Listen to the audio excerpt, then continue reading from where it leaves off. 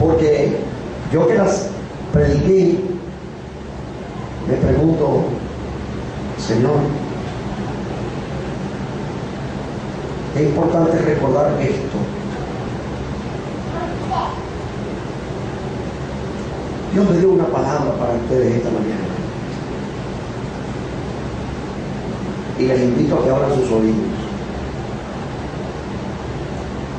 y la guarden en su corazón y la pongan a funcionar. Mira lo que dice. Lea conmigo Génesis capítulo 22.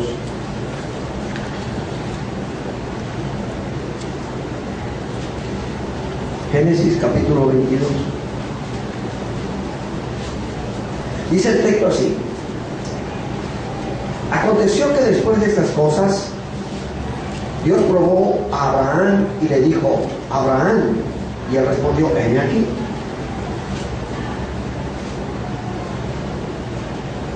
Y Dios dijo: toma ahora a tu hijo, tu único, a quien amas, a Isaac, y ve a la tierra de Moriah y ofrécelo allí en holocausto sobre uno de los montes que yo te diré.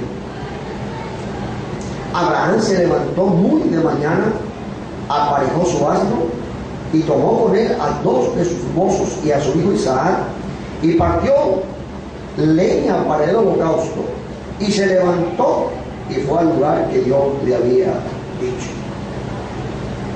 Al tercer día alzó Abraham los ojos y vio el lugar de lejos.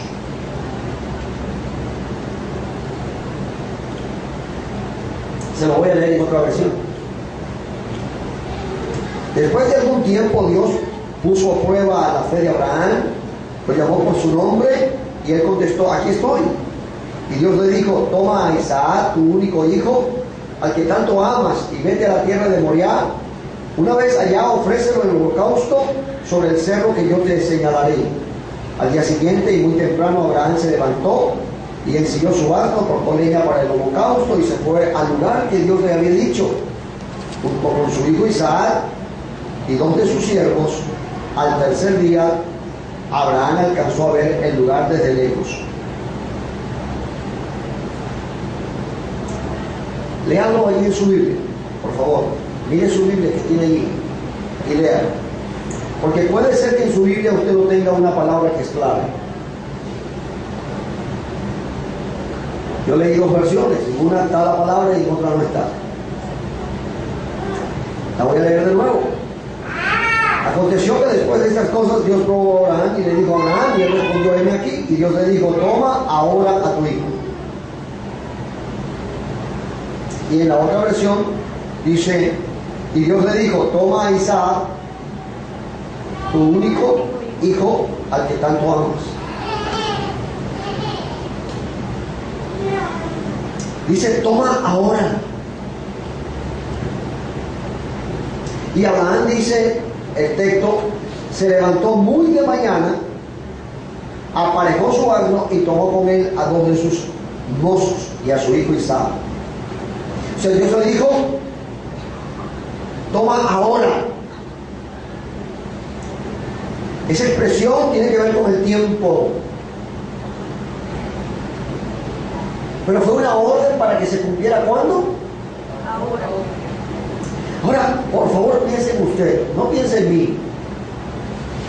Si piensa en mí, va a echar a perder, ¿verdad?, la idea que Dios quiere. No piense en su esposa y en su esposo. No piensen en sus hijos o en sus padres. No piensen en sus hermanos. No piensen en otras personas, por favor. Piensen en usted. Toma ahora.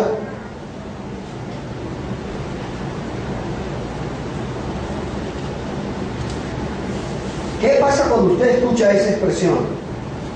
Ahora. Nosotros podemos decir: bueno, el español es muy amplio, pastor. Esa expresión puede significar: mira, ahora vas a hacer tal cosa.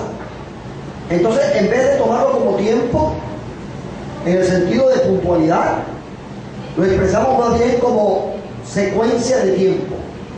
Has estado haciendo esto, ahora vas a hacer esto.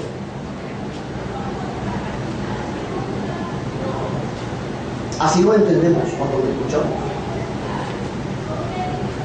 Pero cuando nosotros decimos que Dios le dijo, toma ahora,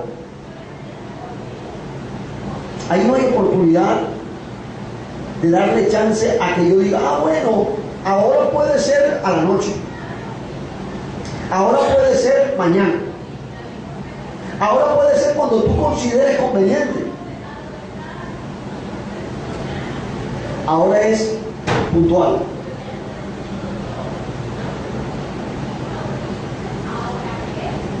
Dios quiere que nosotros escuchemos su voz, escuchemos su mensaje y actuemos pertinentemente.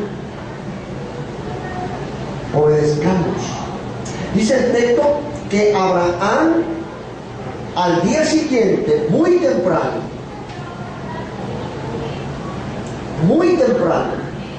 salió para hacer lo que Dios le había dicho.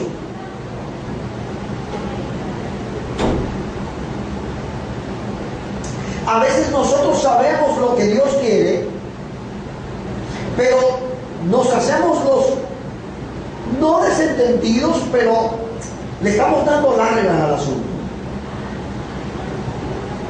Yo sé que eso es, pero de repente a veces consultamos. ¿Qué le parece, pastor?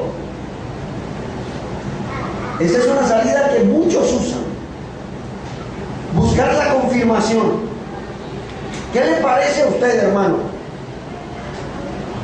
Es que yo realmente no me siento. Yo sé que es eso, pero realmente no siento. Es más, yo me he puesto a pensar y le he dado vuelta y no me parece. Yo sé que eso es, pero no me parece. Y así le vamos dando largas y largas y largas y largas. Yo recuerdo en lo personal algo que me pasó. Un día Dios puso en mi corazón, yo sabía que era Dios, hacer algo con respecto a alguien, ayudar a alguien.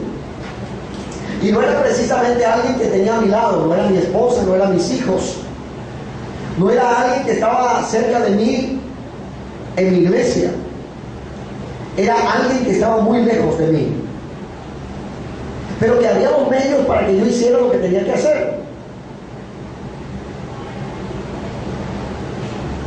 Y yo dejé que pasara el tiempo. Yo sabía que debía hacerlo,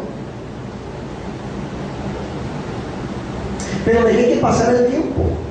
A lo mejor no me senté y dije, voy a dejar que pase el tiempo para que él sufra o algo por el estilo, o para que aprenda su lección. No, esa no fue mi intención. Mi intención simplemente la situación fue que yo sabía, tenía expresamente el mandato, y pasó, y pasó, y pasó, y Dios detuvo el tiempo. ¿Cómo lo detuvo? De esta manera. Resulta ser que a mí me tocó vivir una experiencia. Y yo comencé a clamar a Dios.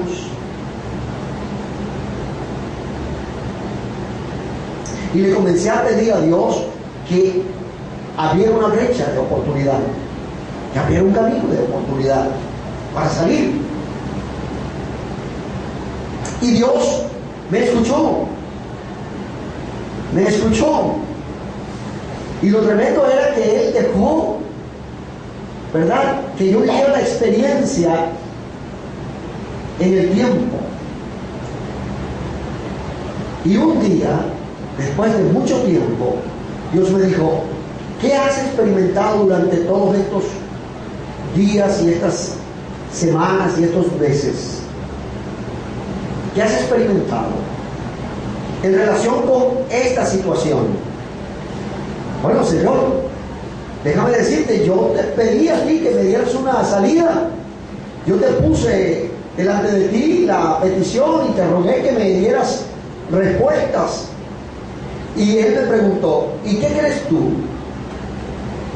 ¿Tú crees que yo tenía respuesta para ti? ¿Tú crees que yo respondí tu oración? Y yo le dije, bueno, Señor, tú siempre respondes las oraciones. Me dijo, sí, eso es una técnica evangélica muy cursi de parte de ustedes. Bueno, pero la respondes, sí, yo la respondo. No siempre te doy lo que tú quieres o como lo quieres, pero siempre te respondo. Yo nunca me callo la boca. Y ¿sabes una cosa? Ya yo respondí a esa petición tuya. Pero yo decidí que el camino que yo iba a darte, el camino que se iba a abrir para ti, para resolver la situación, yo encomendé a alguien que estaba fuera de aquí, de tu alcance. Yo toqué el corazón de alguien que estaba fuera de tu alcance y le dije que te diera los elementos necesarios para resolver el problema. Pero mira tú, le dice él, mira tú, seguramente aquella persona a quien yo mandé a que resolviera la situación tuya, se le olvidó. A lo mejor estaba haciendo algo más importante que obedecerme a mí en relación contigo. A lo mejor esa persona creyó que lo tuyo no era tan urgente. Yo lo puse en su corazón. Yo específicamente le dije, mira, te estoy hablando del pastor José Rodríguez que está en Maracaibo, Venezuela, así, asado. Y se lo dije desde el mismo momento en que tú me pediste.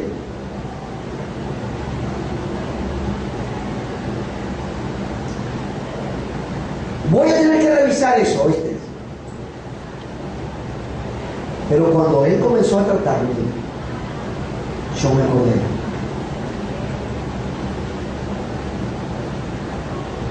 Y le dije, yo te entiendo, Señor, que no es, o sea, que lo que me quieres enseñar es que cuando tú me digas ahora, es ahora. Que tú no tienes por qué hacer valoración del mandamiento que yo te doy. Que no es cuestión de que si te gusta o te parece. Si yo te dije, hazlo, hazlo.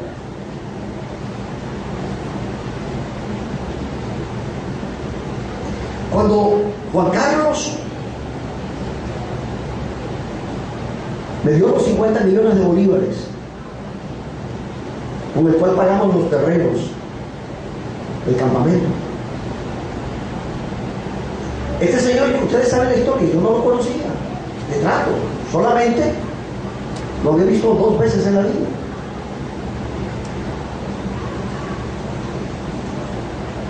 Y no vamos a repetir la historia, solamente los detalles que necesito para el mensaje.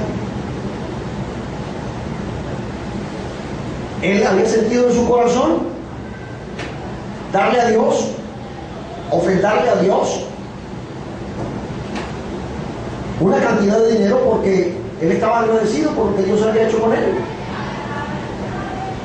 Y él le había dicho a Dios, Dios, ¿a quién se lo doy?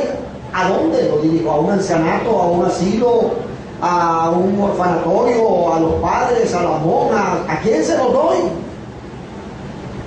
Él había tenido una experiencia con un pastor en Miami.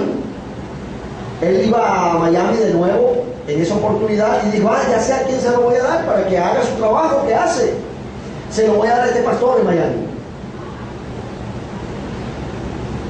Llamó al pastor desde Venezuela y le dijo, pastor, ¿cómo está usted? Es dominicano que tiene una iglesia en Miami. Le dijo, pastor, mire, voy a estar en Miami esta semana, quiero verlo, lo invito a almorzar. No le dijo nada más, solo lo invito a almorzar. Cuando estuvieran almorzando, él iba a hacerle la ofrenda. Llegó a Miami, llegó el día, fue al sitio convenido en el restaurante, nunca apareció el pastor. Él no lo llamó. Él dijo, este no es el hombre. Él terminó, comió, se fue a Texas donde tenía que ir, regresó a Venezuela.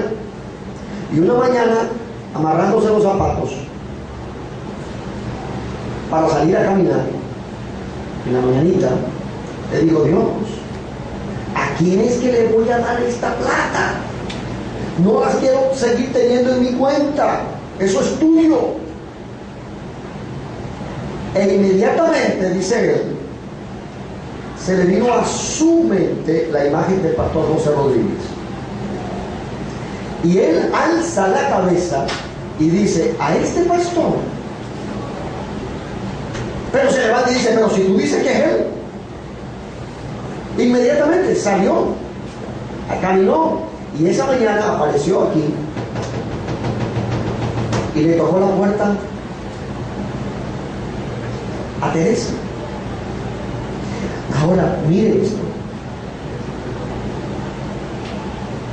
Solamente una vez en la elección del referéndum, yo fui a buscar a Daniel frente a Rudón Pérez. Estaba estacionado en el estacionamiento esperando que saliera Daniel. Y estaba saliendo la gente y de pronto salió este señor con su esposa. Y me reconoció y me dijo: ¿cómo está, pastor? Yo le dije: muy bien, ¿cómo está? Su cara era conocida. Después yo le hice el seguimiento mental donde era que lo había visto por primera vez. Pero esa era la segunda vez que yo lo veía. Así. ¿Cómo está, pastor? Muy bien. Me dice: ¿dónde está reuniéndose? Porque ya sabía que no me estaba reuniendo allí frente al Rudón Pérez. Me dice: estoy a media cuadra de la maternidad Castillo Plaza en ese banco, en la tercera casa de... Eso fue todo lo que le dije. Y yo creo que pasaron como año y pico, no sé. Se apareció esa mañana, tocó la puerta y llamó a Teresa. Y Teresa le sale y le dice: ajá, mire, yo necesito hablar con el pastor José Rodríguez. Ah, pero el pastor José Rodríguez no vive aquí. ¿Pero cómo hago yo para verlo? Ah, si quiere usted me da su teléfono. Y cuando yo hable con él le digo que usted lo llamó. Y él le dice: dígale al pastor José que no es nada malo, que es algo bueno. E inmediatamente me llamó Teresa y me dice: pastor, me está buscando este señor. En la tarde yo salí, como no sabía quién era, lo llamé de un pegadito. No lo llamé de mi teléfono. Salí y lo llamé de un pegadito allí en la Trinidad. Y cuando hablé con él, como que si me conociera toda la vida. Y me dijo: pastor, ¿cuándo nos vemos? Y dije: ¿qué tal te parece mañana a las 8? Me dijo: ¿por qué no a las 7:30? Y ahí estaba a las 7:30 de la mañana.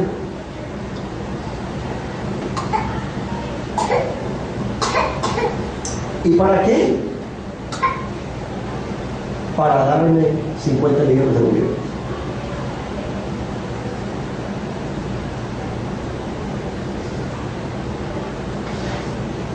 Ahora, pero este pastor, pero si tú dices que es él. Fue interesante. Él había intentado dárselo, como le dije al otro pastor, no fue el otro pastor. Me localizó y le dijo a Dios, en su ignorancia de las cosas, le dijo: Dios, yo solo, si ese es el hombre, bueno, eso es tu dinero y ese es tu problema.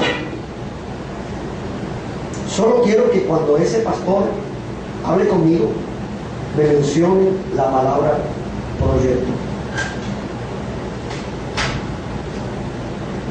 Y cuando me bajé del carro, de mi carro, que él estaba en su camioneta, yo andaba, vía al campamento a trabajar. Y le digo: oye, Juan Carlos, discúlpame la facha, ¿no? Pero es que estamos desarrollando un proyectico en el campo. Él dijo: bingo, este es el hombre. Y me dijo aquí, sentado ahí donde está José, ahí estaba yo con él. Le digo: pastor, ese dinero es suyo para que usted haga lo que usted quiera.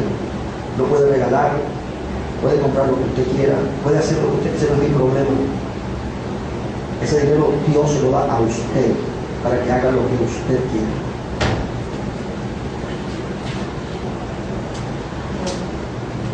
Yo estaba orando a Dios porque necesitaba dinero para el campamento. Tenía que pagar la plata que me habían prestado para comprar el terreno de atrás y tenía que pagar el otro terreno porque no conforme con meterme en una deuda me metí en la otra.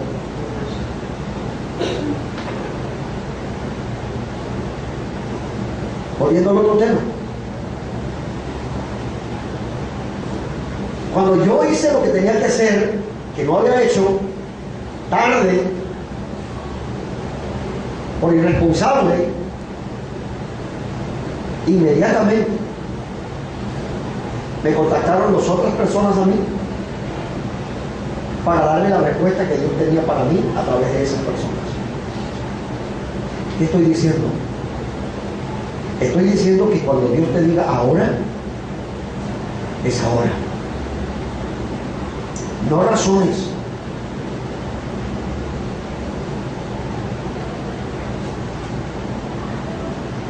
Usted no sabe cuántas bendiciones usted ha robado a gente. Usted no sabe cuántas personas han sufrido por su culpa. Usted no sabe cuántos movimientos de Dios se han detenido porque usted no ha hecho lo que Dios le ha dicho que haga, en el tiempo que Dios le ha dicho que lo haga.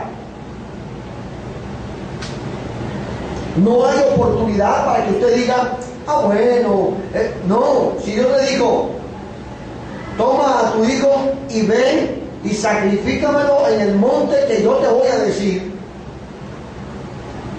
No me voy a quedar en el chinchorro esperando que Dios venga y me diga, mira, el monte va a ser tal. No, en la mañana siguiente, muy temprano, Abraham se levantó y ensilló su asno, cortó leña para el holocausto y se fue al lugar que Dios le había dicho, junto con su hijo Isaac y dos de sus siervos. Al tercer día, Abraham alcanzó a ver el lugar desde lejos. Aún salió sin saber a dónde iba. Porque si usted le dice, mira, yo quiero que lleves esto allí, van a ir a la Plaza de la Bandera, ahí te está esperando alguien, eso es un tiro al piso. Usted sabe que va a ir a la Plaza de la Bandera y que ahí se va a encontrar a alguien que está esperando para que usted le entregue un encomiendo. Abraham salió a obedecer y lo que iba a hacer era un sacrificio, era un servicio para Dios. No razonó cuán difícil, cuánto valor, si era, si no era, si fue que escuché bien, Señor, vuélvemelo a confirmar. No. ¿Por qué nosotros usamos a Gedeón y no usamos a Abraham? ¿Por qué pensamos en Gedeón siempre? Señor, perdóname pero ahora yo te voy a poner otro vellón. Y se lo puso y después, Señor, está bien, no vayas a creer que yo soy fastidioso, pero perdóname, pero otro vellón. Nosotros somos los Gedeones, pero no para emular lo que Gedeón hizo, para bajar donde estaban los enemigos con las teas, sino para pedirle pruebas a Dios, para pedir confirmación de lo que Dios nos manda a hacer. ¿Y por qué no somos como Abraham? ¿Por qué no salimos a hacer lo que Dios dice? Sin razonar, sin ver si me gustó, si es muy difícil, si me va a doler, si lo que me está pidiendo es demasiado grande. ¿A qué le estaba pidiendo aquí? Estaba pidiéndole, sacrifícame a tu hijo, y el hijo no era cualquiera. No solo que era el único, sino que era el hijo de la promesa. Era el hijo a través del cual vendrían a generaciones y la bendición a las naciones. Pero vea lo que pasa. Este episodio, léalo en Hebreos capítulo 11 para que vea cómo fue o por qué fue que él lo hizo. Ahora, otra cosa importante. Usted a veces escoge la forma como va a servirle a Dios, ¿verdad? No, yo voy a ser misionero. Yo voy a ser misionero, pero nadie quiere ser misionero en Afganistán. Ni se quiere ir a ser misionero en Irak.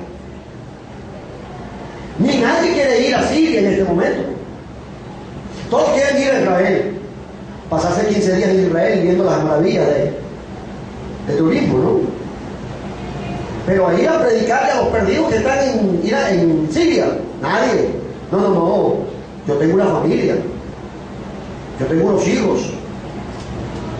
Yo tengo una responsabilidad que cumplir con mi país. O sea, usted escoge dónde quiere ir. Pero si usted le dice, Se andan buscando unos que deseen ir, ¿verdad? Para Argentina. ¿Cuántos quieren ir a Argentina? Sí, yo quiero ir a Argentina. Pero ahorita estamos buscando unos que vayan a ir allá a Tucupita, meter al Delta, para adentro, donde hay muchas enfermedades, donde hay mucha necesidad, donde hay mucha miseria, mucho dolor. Sí, pero es que yo tengo un compromiso altísimo. Mi presencia aquí en Maracaibo es muy importante. O sea, usted escoge la manera como usted va a servirle a Dios, dónde y cuándo. Cuidado. Eso no le es concedido a usted, ¿sabe? Si usted lo consigue en la Biblia, me lo dice, me hace un favor.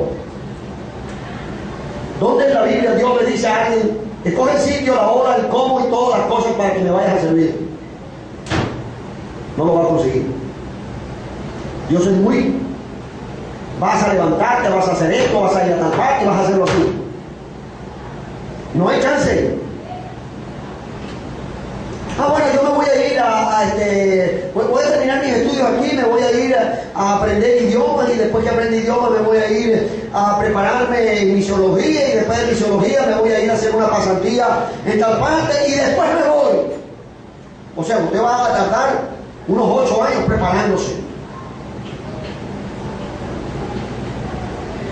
para irse a una Inglaterra, por ejemplo.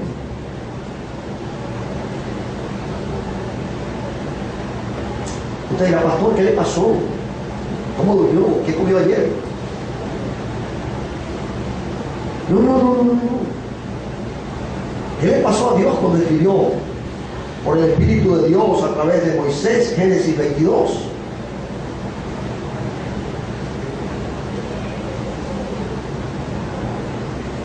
Examine su corazón. ¿Cuántas cosas Dios le ha dicho que haga ahora y usted han pasado días, semanas, años y no ha hecho eso y está esperando todavía, está consultando? Está consultando consigo mismo, con su almohada, con la esposa, con los hijos, con el vecino, con el pastor, con el experto. Usted está consultando para ver si lo que Dios le mandó a hacer es prudente o no es prudente, si es el tiempo o no es el tiempo. Si eso cuadra con la doctrina de Dios o si eso no es. Si eso es emoción o no.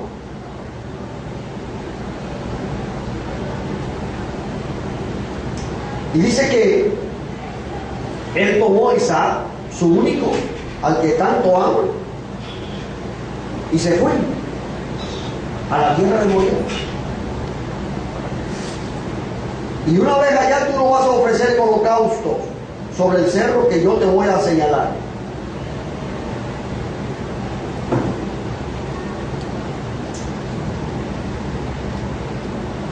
El gran conflicto de nosotros es que si Dios nos pide hacer algo que nosotros queremos hacer,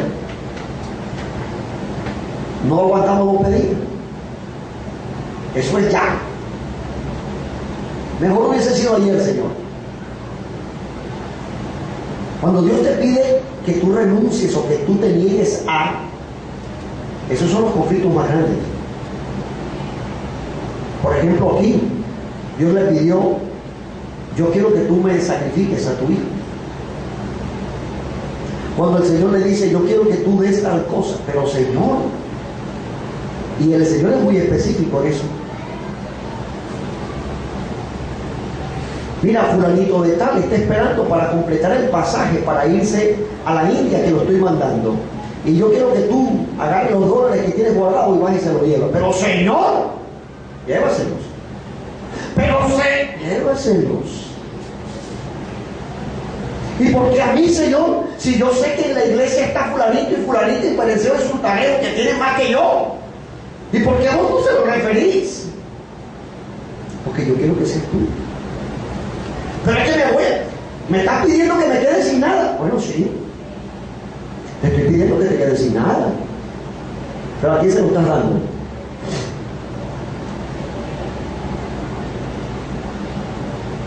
Tan difícil es Dios a veces con nosotros.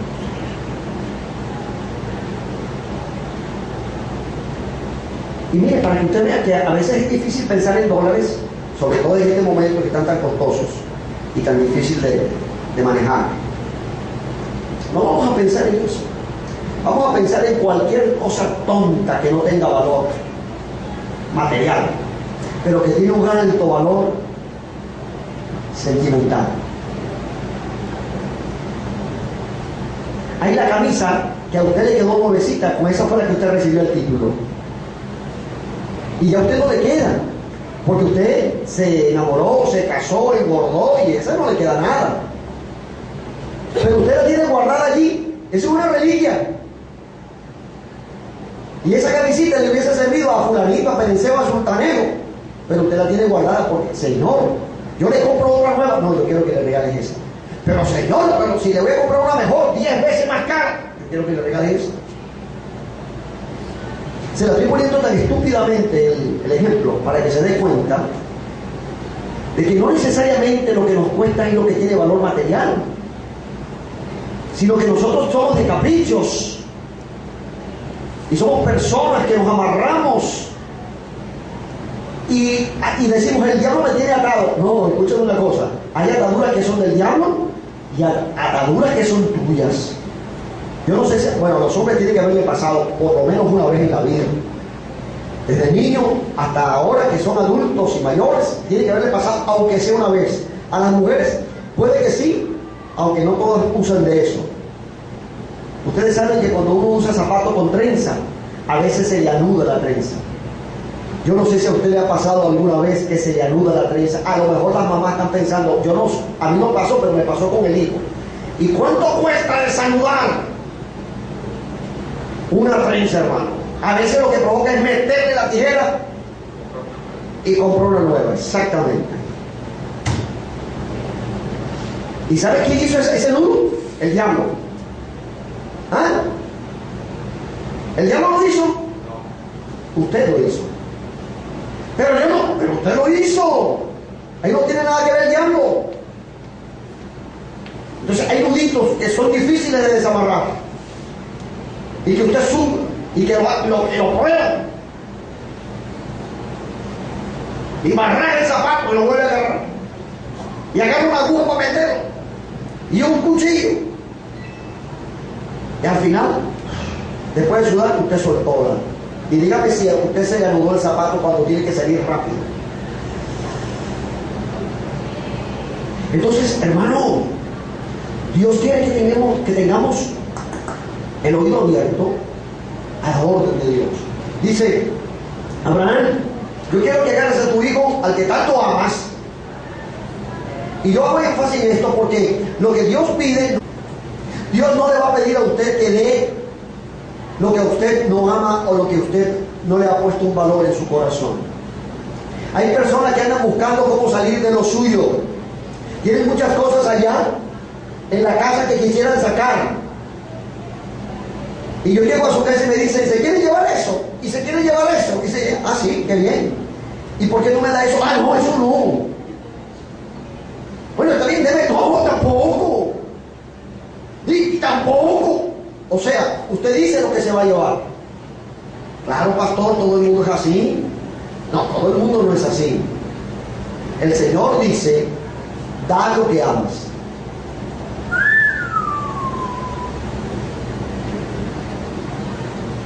Y para los maracuchos este mensaje es especial. ¿Ah? Entrégame a tu hijo. Oh, sí. Usted sabe que hay mamás y papás creyentes, servidores de Dios, que nunca han orado a Dios, nunca han orado a Dios, diciéndole, Señor, te pongo en tus manos a mis hijos para que hagas con ellos lo que te plazca. Si te da la gana de llevártelos para tu presencia, llévatelos. Si te da la gana de llevártelos para Pekín, para la Conchinchina, llévatelos. Si más nunca en la vida tengo que verlos, pero que te van a servir a honrar tu nombre, haz lo que tú quieras. No, pastor, porque Dios es mejor que nunca hagas promesas. Pero usted no le está diciendo una promesa a Dios. Usted le está diciendo a Dios, Señor, estos hijos que tú me diste son tuyos. Yo prefiero que estén contigo antes que se vayan a descarriar. Señor, si mi hijo se va a descarriar. Yo quiero que te lo lleves antes. Dale, ten misericordia de él y misericordia de mí. Que un día podamos estar haciendo fiesta contigo en el día de la resurrección. Ay, no, pastor. Ay, no, bicho raro.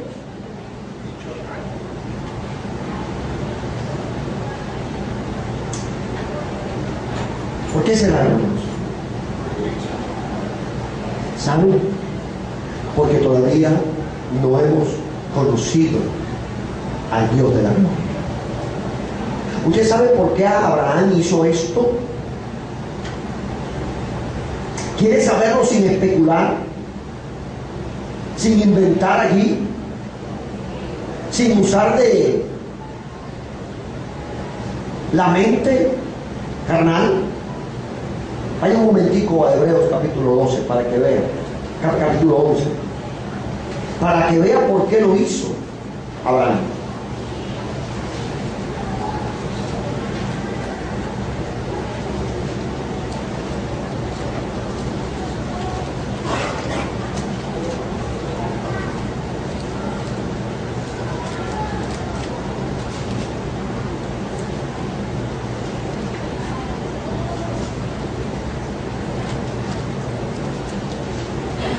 Versículo 8 del capítulo 11.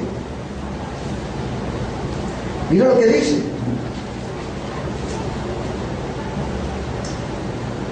Por la fe, Abraham, al ser llamado, obedeció, saliendo para un lugar que había de recibir como herencia, y salió sin saber a dónde iba. Por la fe habitó como extranjero en la tierra de la promesa, como en tierra extraña, viviendo en tiendas como Isaac y Jacob, sus coherederos de la misma promesa. Porque esperaba la ciudad que tiene cimientos, cuyo arquitecto y constructor es Dios. También, por la fe, Sara misma recibió fuerzas para concebir aún pasada ya la edad propicia, pues se consideró fiel al que lo había prometido. Por lo cual también nació de uno, y este casi muerto con respecto a esto, una descendencia como las estrellas del cielo en número, e innumerable como la arena que está a la orilla del mar. Todos estos murieron en fe sin haber recibido las promesas, pero habiéndolas visto y aceptado con gusto desde lejos, confesando que eran extranjeros y peregrinos sobre la tierra. Porque los que dicen tales cosas claramente dan a entender que buscan una patria propia. Y si en verdad hubieran estado pensando en aquella patria de donde salieron, habían tenido la oportunidad de volver. Pero en realidad anhelan una patria mejor, es decir, la celestial, por lo cual Dios no se avergüenza de ser llamado Dios de ellos, pues les ha preparado una ciudad. Por la fe, Abraham, cuando fue probado, ofreció a Isaac, y el que había recibido la promesa ofrecía a su único hijo. Fue a él a quien se le dijo: en Isaac te será llamada descendencia. Él consideró que Dios era poderoso para levantar aún de entre los muertos, de donde también en sentido figurado lo volvió a recibir. O sea, conocía a Dios. Él no sabía cómo podía pasar eso, pero él sabía que Dios no miente. ¿Y cómo aprendió eso Abraham? Porque caminó con él, porque lo conocía. El gran problema nuestro es que no conocemos a Dios como Dios quiere ser conocido. Y por eso no tenemos la fe. Nos admiramos de la fe de Abraham, pero es que la fe es producto del conocer. Pastor, ese versículo, ¿dónde se encuentra? En la vida. En la vida. El niño cree ciegamente en su papá porque lo conoce, lo ama. Su papá lo ama, y él sabe que su papá haría cualquier cosa por él. Dios le había prometido: yo te voy a dar un hijo, y no era cualquiera, porque él tuvo un hijo que quiso echar una ayudadita a Dios, a Ismael, y ahí tener el rollo que tenemos nosotros prendido. Y al final de los tiempos todo va a decidirse en función de la decisión que tomó el Señor Abraham de ayudar a Dios. Porque todos los musulmanes son producto de la mentalidad de un señor llamado Mahoma, un árabe. que nunca hubiese nacido si Ismael no hubiese nacido. Y Ismael nació porque Abraham quiso ayudar a Dios. Entonces, un hijo ya tenía Abraham, pero Dios no se refería a ese hijo. Y cuando se habla de ese, a tu único, y usted pregunta, pero bueno, ¿cómo es la cosa?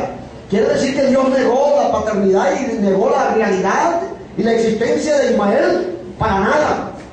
Al contrario, le dijo también, de ti haré, o saldrán 10 naciones, 10 príncipes.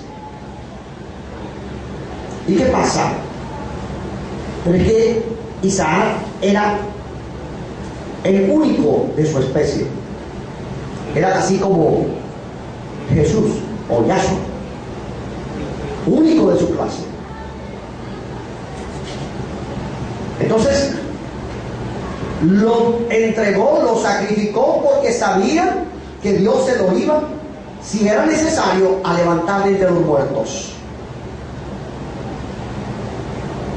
Si usted tuviera esa convicción, y eso solo nace cuando se conoce a Dios, y a Dios se conoce es caminando con Él, es pasando por los charcos, es pasando por las espinas, es pasando por los pantanos, es pasando por los acantilados, es pasando por los cerros muy de moradero, porque caminar por el valle, caminar por el sembradío de cosas hermosas y las puertas anchas y las grandes maravillas, bueno, todo el mundo camina por allí. A Dios se conoce en los valles y en las montañas. A Dios se conoce en la tristeza y en la alegría. A Dios se conoce en la escasez y en la abundancia. A Dios se conoce en la enfermedad y en la salud. A Dios se conoce en todos los momentos, porque Dios quiere que tú le conozcas a Él como el Dios Todopoderoso. Cuando tú conoces a ese Dios, que es Yahweh, que es el Creador, es el Altísimo, es el Eterno, y lo conoces de verdad, tú no vas a tener rollo en absoluto, cualquiera sea la circunstancia, porque tú sabes en quién has creído, como dijo San Pablo. Esa es la diferencia.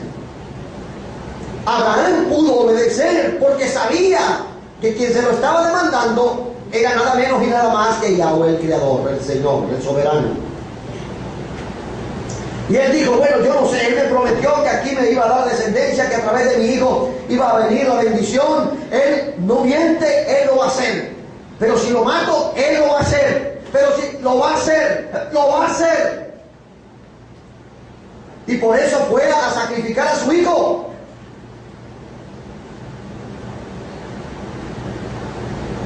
Obedeció porque creyó a Dios. Y creyó porque lo conocía. Por eso es que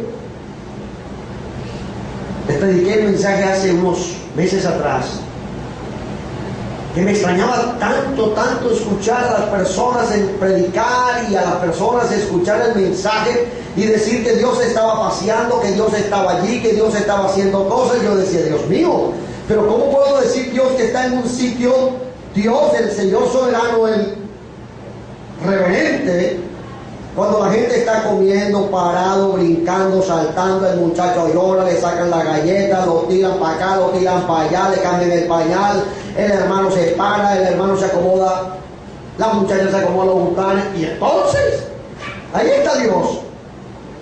Cuando Dios está en un sitio, la gente está de rodillas, la gente está tirada en el suelo llorando, temblando. Porque Dios es Dios. Él es el Señor, el Eterno, el Altísimo. Pastor, pero Él está aquí. Porque si no está aquí me voy ya. Él está aquí, sí. ¿Sabe por qué? Porque te ama. Él está aquí porque Jesús caminó entre la gente. A diferencia del Jesús revelado, como se los expliqué, en aquel cuerpo que caminó entre la gente, que lo escupieron y lo mataron, el Dios que se reveló en Sinaí obligó a que Moisés se tuviera que poner en su cara un velo para que el resplandor de su gloria no cegara a la gente que estaba hablando con él. ahí es donde funciona lo que dice: el cual, siendo igual que Dios, no estimó el ser igual a Dios como cosa que aferrarse, sino que se despojó a sí mismo y tomó la condición de un siervo. Y nosotros nos acostumbramos a pensar en Dios como en Yahshua, no en Dios, porque ciertamente el Yahweh salva.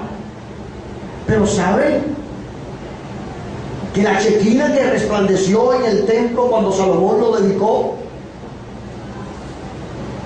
que la gloria de Dios que cayó en el Pentecostés, y que la gloria de Dios que hizo temblar aquel lugar donde estaban todos orando, aquella gloria que cayó cuando estaba Pablo y Sila metido en la cárcel de Filipo, esa gloria también se revela hoy.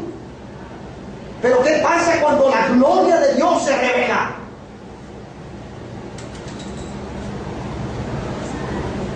La gente tiene que tener una actitud diferente,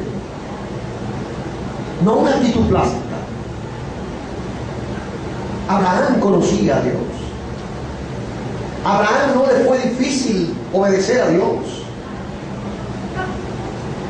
Uno dice: caramba, es tremendo.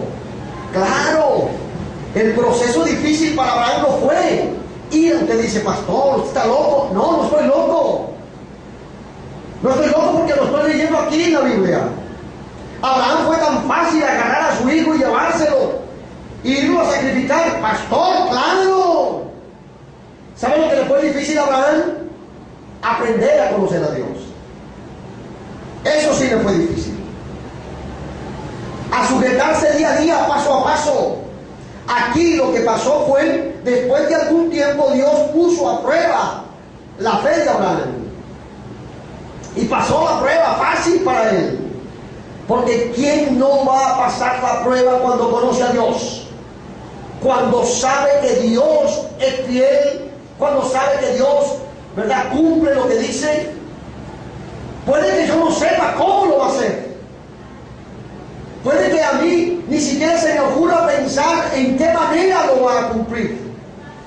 Pero lo va a hacer porque lo conozco. Lo conozco. Hay gente que tiene un testimonio y usted sabe porque usted ha oído hablar y usted mismo dice: si él dijo que venía, viene. Porque conocen a la persona y saben que es de una palabra.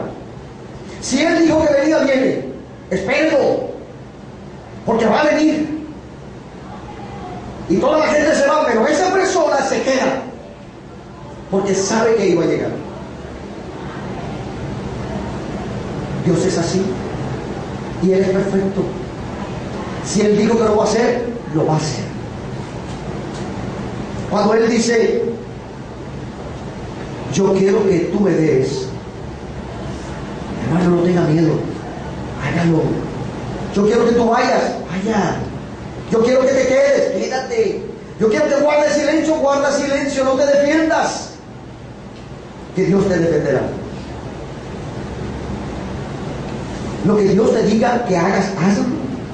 Lo que Dios te mande hacer, hazlo, obedécele.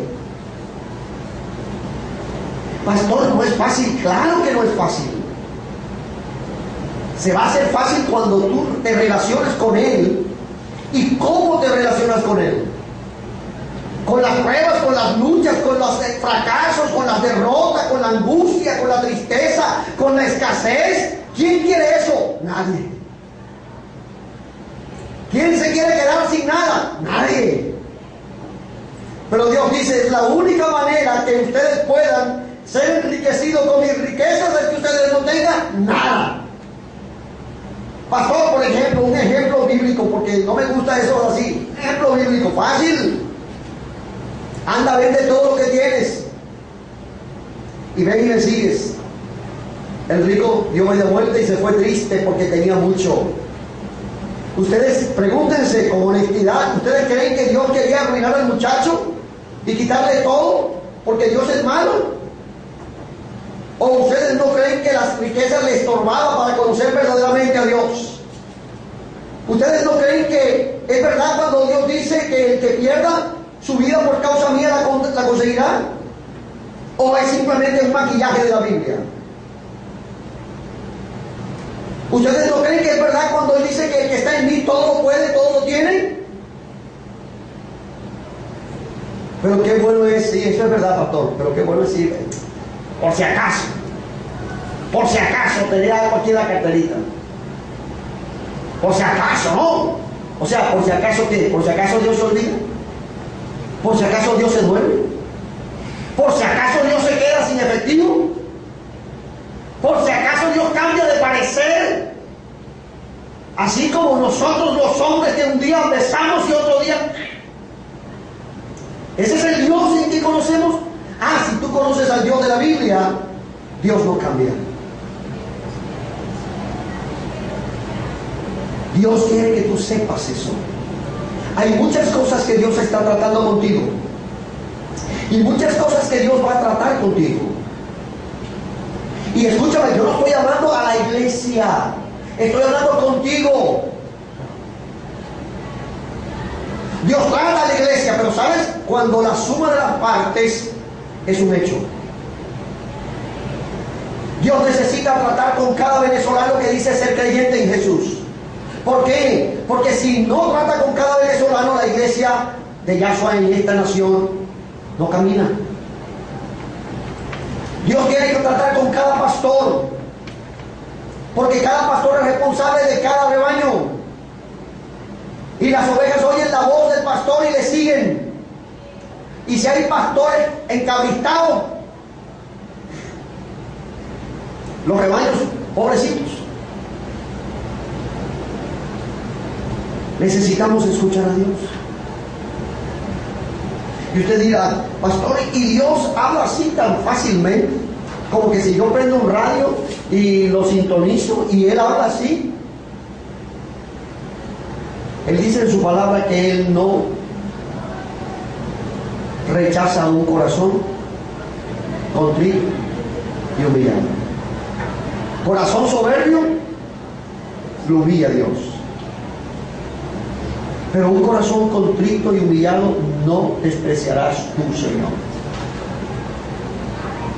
De manera que si usted se acerca a Dios humillado, pero si usted se acerca a Dios erguido, con soberbia, con que tú me tienes que escuchar porque tú me tienes que escuchar. Algunos hijos y algunas hijas le dicen a su papá y a su mamá, eso no fue antes cuando yo era muchacho, eso ha sido toda la vida antes que yo fuera muchacho y ahora que soy viejo también. Así le dicen a sus padres, yo no te pedí que me parieras, yo no te pedí que me trajeras a este mundo, de manera que cálatela. ¿Ah? Cálatela. Porque tú, ¿verdad? Hiciste cositas y aquí estoy yo, para echarte jareta. Esos son los hijos y las hijas.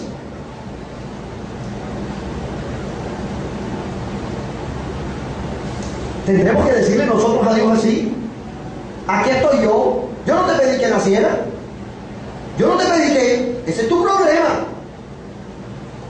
¿Sabes lo que hace Dios con esa gente? Que es lo que tendrían que hacer los padres con los hijos. Pero nosotros somos más buenos que Dios.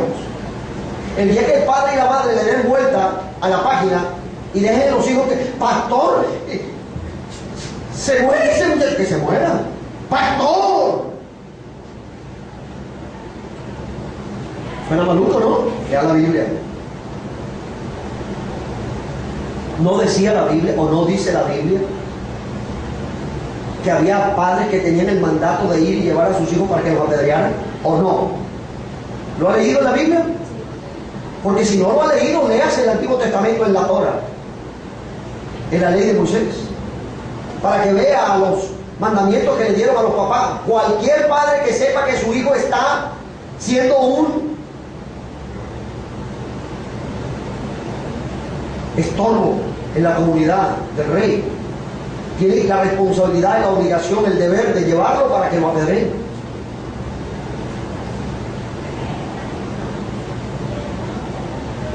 Y nosotros vemos a papá esclavizados, llenos de furia, de tristeza, de amargura, ¿verdad? Porque los hijos, si hubiesen hecho desde el principio lo que tenían que hacer, ¿qué, pastor? Matarlo. ¿Cómo quiere usted que yo diga eso? Pero yo no soy así. Yo lo que digo es lea la Biblia. Porque a lo mejor Dios le tiene la solución a esos papás, a esas mamás, a esos hijos a esos padres a través del Espíritu Santo personalmente. Porque Dios es un Dios personal. Lo que yo estoy diciendo es que Dios quiere tratar con nosotros. Vamos a ponerlo al contrario. Vamos a poner los hijos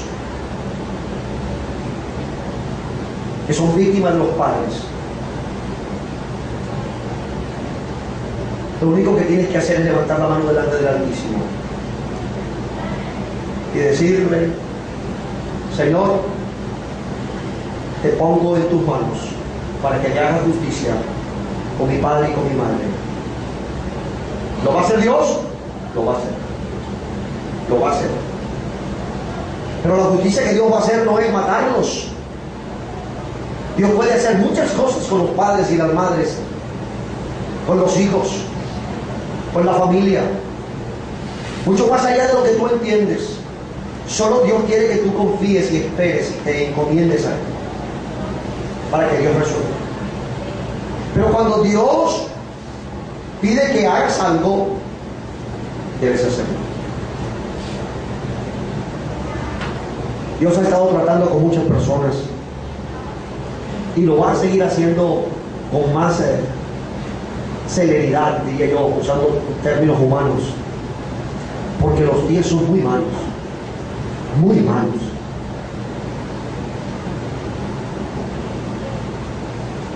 Y lo que viene va a ser más malo todavía. Pero qué bueno es poder saber lo que dice el Salmo 91.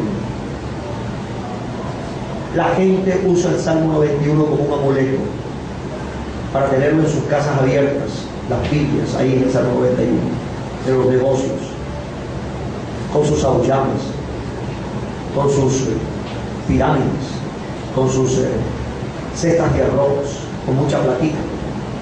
Algunos son tan miserables que lo que tienen en ese arroz es puros centavitos y mediecitos, en vez de ponerle allí billetes de 100. Si lo que quieren es riqueza, ¿no?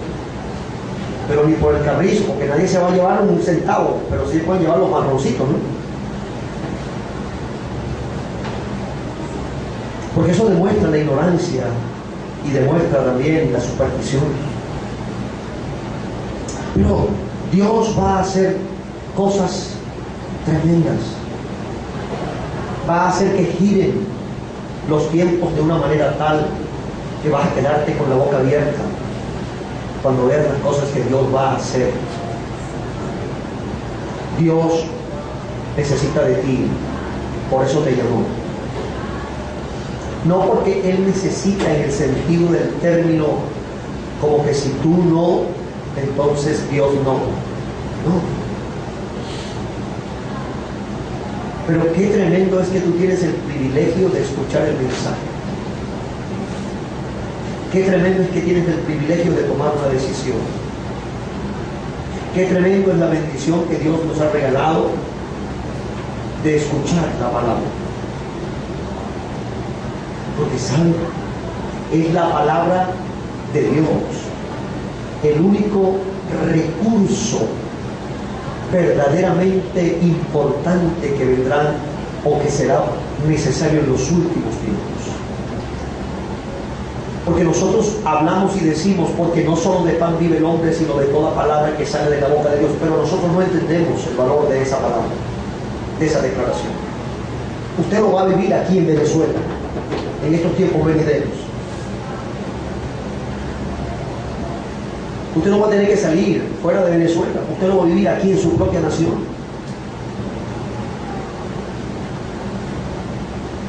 Usted va a ver cómo la palabra quita el hambre. Pastor, lo va a ver. A Dios le da igualito, ¿no? Que usted se coma tremendo banquete o que no se lo coma y Él le dé la fuerza y la energía que usted necesita, aún sin ingerir alimentos. Y eso se llama milagro, porque es intervenir en las leyes naturales. Pero así como Él puede hacer que usted no tenga hambre y tenga fuerza, así también puede hacer aparecer la comida. Así como apareció el cordero entrabado en el zarzal, que fue el que utilizó Abraham para sacrificarlo en lugar de su hijo Isaac. Así Dios puede proveer en cualquier momento, pero ¿saben a quiénes van a experimentar, quiénes van a disfrutar, quiénes van a gozar? Los que ahora en este tiempo están preparándose para aquellos tiempos que vendrán. El Salmo 91 dice: caerán a tu mano derecha y a tu mano izquierda, y a ti no te tocarán. Usted lo va a poder ver con sus ojos. Pero no metafóricamente, creyendo que son, no, esos son demonios. Eso tiene una aplicación con el mundo espiritual. Pero usted va a ver caer a los enemigos a su derecha y a su izquierda, y a usted no lo van a tocar.